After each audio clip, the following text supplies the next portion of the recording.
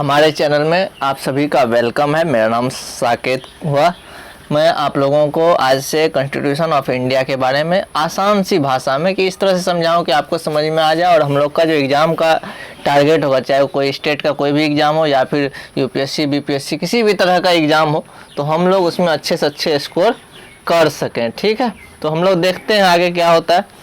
थोड़ा सा हम लोग इसका विषय सूची देख लेते हैं कि पढ़ना क्या क्या टॉपिक है हमको। सबसे पहले हम लोग पढ़ेंगे संविधान, सामान्य परिचय उसके बारे में, फिर संविधान का निर्माण, उसके बाद राष्ट्रीय प्रतीक चिन्ह के बारे में, फिर हम लोग भाग 5 पढ़ेंगे टोटल, जिसमें कि भाग 1 में होगा राज्य संघ राज्य और उसका क्षेत्र, भाग 2 में होगा नागरिकता, भाग 3 में मौलिक अधिकार के बारे में पढ़ेंगे और भाग 4 में राज्य के नीति निर्देशक तत्व और भाग 5 में हम लोग पढ़ेंगे संघीय कार्यपालिका के बारे में। तो ठीक है, हम लोग यहाँ से अच्छे तरीके से समझने का प्रयास करेंगे। आप लोग थोड़ी देर हमारे साथ बने रहेंगे, 10 से 15 मिनट डेली का लेक्चर होगा और हम आपको अच्छे तरीके से समझाने का प्रयास करेंगे। ठीक है, तो हमारा जो सबसे पहला था सामान्य परिचय संविधान के बारे में, जिसमें कि हम लोग पढ़ेंगे संविधान की उद्देशिका या प्रस्तावना, प्रीएम्बल ऑफ कॉन्स्टिट्यूशन।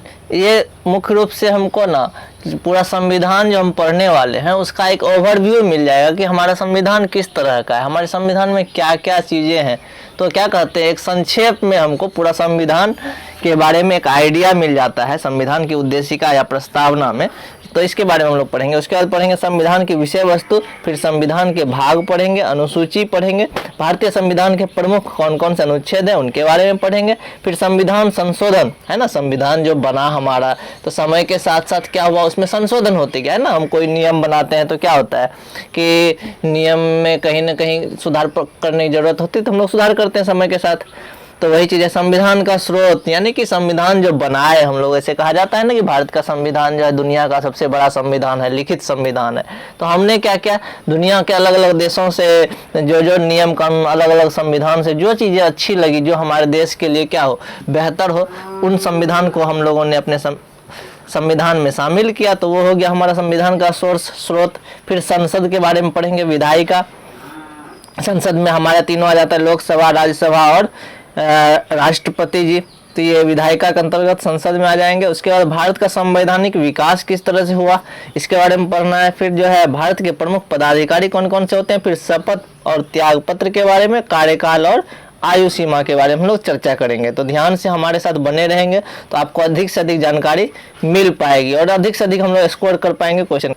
तो यहाँ पर हम क्या देखते हैं कि संविधान की जो उद्देशिका या प्रस्तावना है, जिसको प्रीएम्बल ऑफ कॉन्स्टिट्यूशन भी बोलते हैं, जो कि हमारे प्रथम प्रधानमंत्री पंडित नेहरू के द्वारा दिया गया था, जिसमें कि हमारा क्या है, ये हम लोगों को एनसीईआरटी बुक में भी मिल जाता है, प्रस्तावना करके लिखा रहता है। हम भारत के लोग भारत को संपूर्ण प्रभुत्व संपन्न समाजवादी पंथ निरपेक्ष लोकतंत्रात्मक गणराज्य बनाने के लिए इसके समस्त नागरिकों को सामाजिक, आर्थिक, राजनीतिक, न्याय, विचार, अभिव्यक्ति, विश्वास, धर्म और उपासना की स्वतंत्रता, प्रतिष्ठा और अवसरों की समता प्रदान करने के लिए तथा उन सब में व्यक्ति की गरिमा और राष्ट्र की एकता और अखंडता को सुनिश्चित करने के लिए, बंधुता के लिए क्या करना होता है, दृढ़ संकल्प होकर इस संविधान सभा में आज दिनांक 26 नवंबर 1949 को मिति मार्गशीर्ष शुक्ल पक्ष सप्तमी संवत 2006 विक्रमी को एतद द्वारा संविधान को अंगीकृत, अधिनियमित तथा आत्मसमर्पित करते हैं। तो ये कुल मिलाकर के जो है ना,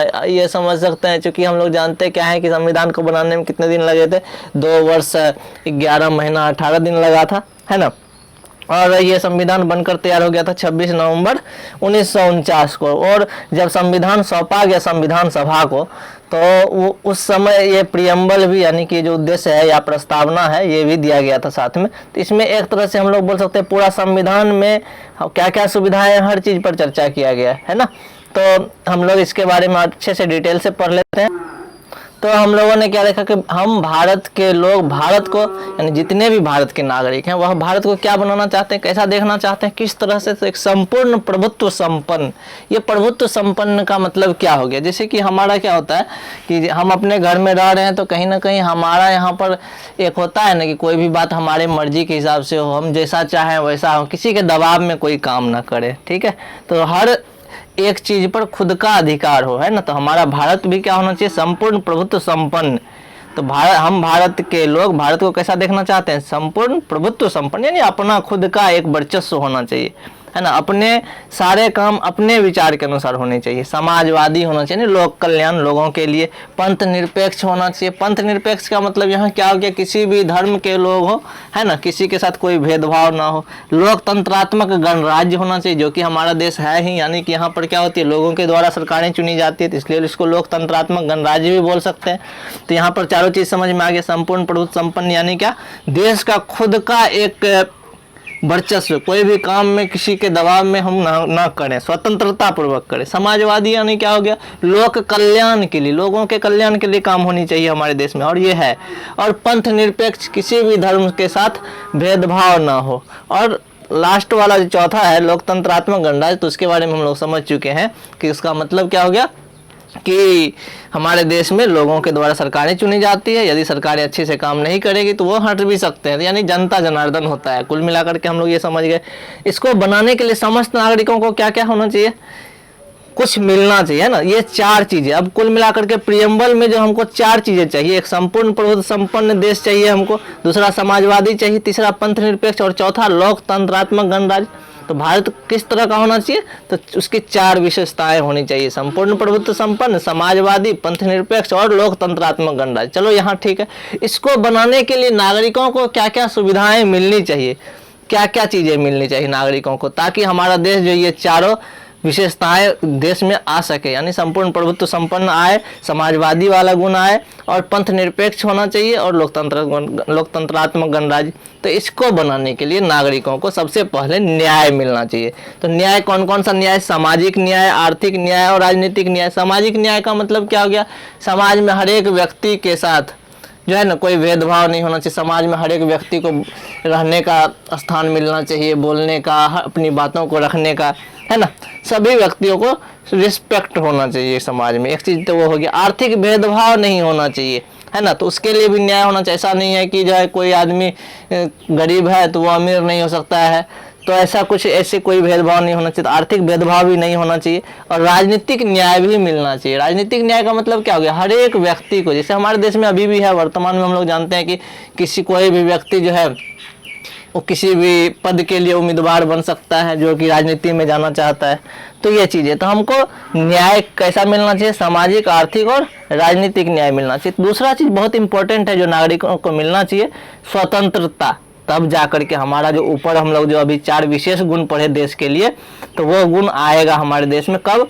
जब न्याय मिलेगा। न्याय में कौन कौन सा? सामाजिक, आर्थिक और राजनीतिक न्याय। और स्वतंत्रता की बात करें तो विचार, है ना, स्वतंत्रता मिलनी चाहिए, अपने विचारों को रखने की स्वतंत्रता, है ना। कोई भी बात है, मान के चलो कोई घटना घटा, ठीक है, हमारे यहाँ 5 आदमी है, 5 आदमी के अलग अलग विचार हो सकते हैं, सबका अपना अपना थिंकिंग है, तो सबको विचार रखने की स्वतंत्रता मिलनी चाहिए, है ना। अभिव्यक्ति रखने की स्वतंत्रता। अभिव्यक्ति का मतलब जरूरी नहीं है कि हम जैसा सोचते हैं हमारे जैसे ही सोचने वाले हर एक व्यक्ति हो, तो सबकी अपनी अपनी अभिव्यक्ति है, अपने अपने तर्क हैं। तो अभिव्यक्ति रखने की भी स्वतंत्रता होनी चाहिए। सबको विश्वास करने की भी स्वतंत्रता होनी चाहिए।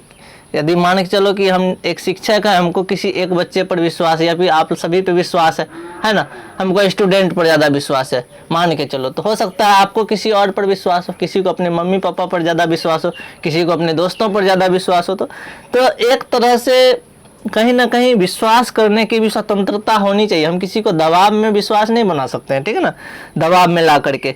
धर्म ग्रहण करने की स्वतंत्रता, या फिर धर्म को मानने की स्वतंत्रता। हम हिंदू धर्म का पालन करें, मुस्लिम धर्म का पालन करें, ईसाई धर्म का, इसकी भी स्वतंत्रता होनी चाहिए। और उपासना की भी स्वतंत्रता। उपासना का मतलब समझते हैं पूजा पाठ, किसी भगवान का, इष्ट देवता का पूजा पाठ करना।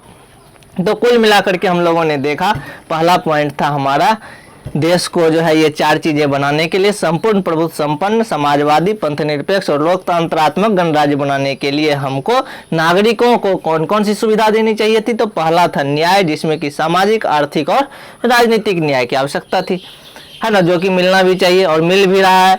स्वतंत्रता में क्या क्या? विचार रखने की, अभिव्यक्ति, विश्वास, धर्म और उपासना की स्वतंत्रता। अब अगला जो पॉइंट है हमारा, जो कि नागरिकों को मिलना चाहिए, समता की स्वतंत्रता। समता मिलना चाहिए। समता क्या होता है? समता का मतलब हो गया एक तरह से अवसर, समान रूप से अवसर प्रदान करना। समता का मतलब क्या हो गया? समान रूप से अवसर प्रदान करना, ठीक है ना। अब ऐसा नहीं कि जो है मान के चलो कि एक ही लाइन में कोई अधिक पैसे वाला है, कोई गरीब आदमी है, तो यदि पैसे वाला है वो पीछे है तो उसको आगे आकर के उसका काम पहले हो जाए, ये चीज़ें नहीं। यानी कि सबको अवसर मिलना चाहिए समान रूप से, है ना। हमारे यहाँ कोई एग्ज़ाम होता है या फिर कोई भी चीज़ें होती है, उसमें सबको समान रूप से अवसर मिलना चाहिए, है ना। तो समता बहुत ही ज़्यादा ज़रूरी है, ताकि किसी के अंदर जो है हीनता का भाव नहीं आना चाहिए। तो प्रतिष्ठा और अवसरों में समता प्रदान करना अति आवश्यक है लोगों के लिए। प्रतिष्ठा भी समान रूप से मिलना चाहिए, है ना। हमारे, क्योंकि एक सीधी सी बात है, सभी इंसान है ना, सभी इंसान है तो सबको रिस्पेक्ट की आवश्यकता होती है। तो समता में सबको रिस्पेक्ट चाहिए, और अवसर जब भी मिलता है सबको समान रूप से मिलना चाहिए, किसी के साथ कोई भेदभाव नहीं होना चाहिए। अब आते हैं हम लोग बंधुता की ओर। तो बंधुता क्या है? तो बंधुता मतलब उन सब में व्यक्ति की गरिमा और राष्ट्र की एकता अखंडता सुनिश्चित करने वाली बंधुता के लिए। कहने का मतलब बंधुता यानी एक तरह से भाईचारा बोल सकते हैं, एक दूसरे के प्रति प्रेम भाव। क्योंकि अब जैसे हमारे देश में क्या कहते हैं, अनेकता में एकता है, तो हमारे देश में अनेक धर्म अनेक जाति के लोग रहते हैं। तो कहीं ना कहीं हम लोगों के आपसी यदि भेदभाव नहीं हो, यानी एकजुट रहे, हम लोग एक दूसरे का सम्मान करें, रिस्पेक्ट करें, और देश के प्रति भी हमारा रिस्पेक्ट है ना। देश के एक जवान के साथ कुछ हो जाता है, वो शहीद हो जाते हैं, तो पूरे देश के लोग जो है आक्रोशित हो जाते हैं, देश के प्रति उनका जो एक भावना विह्वलता जो है निकल आता है, सामने प्रस्तुत हो जाता है। तो कुल मिलाकर के क्या हुआ, बंधुता ऐसा ही होनी चाहिए, हमें आपस में भाईचारा बना करके रखना चाहिए, या हमारी आपसी क्या होना चाहिए, एक गरिमा होनी चाहिए, सबके लिए हमारे अंदर सम्मान की भाव होनी चाहिए, और राष्ट्र और के एकता और अखंडता सुनिश्चित करने के लिए हर हाल में एकजुट होना बहुत ही अति आवश्यक है ना। जैसे कि कभी कभी जो है जम्मू कश्मीर में कुछ ऐसी घटनाएं हो जाती हैं, तो हमारे देश में जो है हिंदू मुसलमान सभी एकजुट होकर के क्या करते हैं, उनका विरोध करते हैं। तो ये क्या बोल सकते हैं, राष्ट्र की भावना बोल सकते, राष्ट्र के प्रति एक तरह की एकता की भावना, अखंडता की भावना। तो यही चीज़ है। तो हमारे पास तो समझ में आ गया, न्याय, स्वतंत्रता, समता और बंधुता, ये चार चीज़ें हो तो हम अपने देश को क्या बना सकते हैं, संपूर्ण प्रभुत्व संपन्न बना सकते हैं, समाजवादी, पंथ निरपेक्ष और लोकतंत्रात्मक गणराज्य। और यह चारों चीज को करने के लिए हमें क्या करना होगा, दृढ़ संकल्प, है ना। उसको बनाने के लिए न्याय, नागरिकों को ये न्याय, स्वतंत्रता, समता और बंधुता देने के लिए हमें क्या करना होगा, दृढ़ संकल्प होना होगा। और इस संविधान सभा में यानी कि ये कहा गया कि 26 नवंबर 1949 को क्या किया गया, अंगीकृत, अधिनियमित और आत्मसमर्पित किया गया। तो किस चीज़ को ध्यान में रख करके, तो मेरा टारगेट यही था कि अपने देश को किस तरह से संपूर्ण प्रभुत्व संपन्न बनाना है, समाजवादी बनाना है, पंथ निरपेक्ष बनाना है और लोकतंत्रात्मक गणराज्य बनाना है, और उसके लिए क्या क्या काम करने होंगे, है ना। तो मुख्य रूप से हमारा ये आइडिया हमको लग गया कि हमारे संविधान का विषय वस्तु क्या होने वाला है ना, संविधान का उद्देश्य क्या है, देश को कहाँ ले जाना है और उसके लिए क्या करना होगा।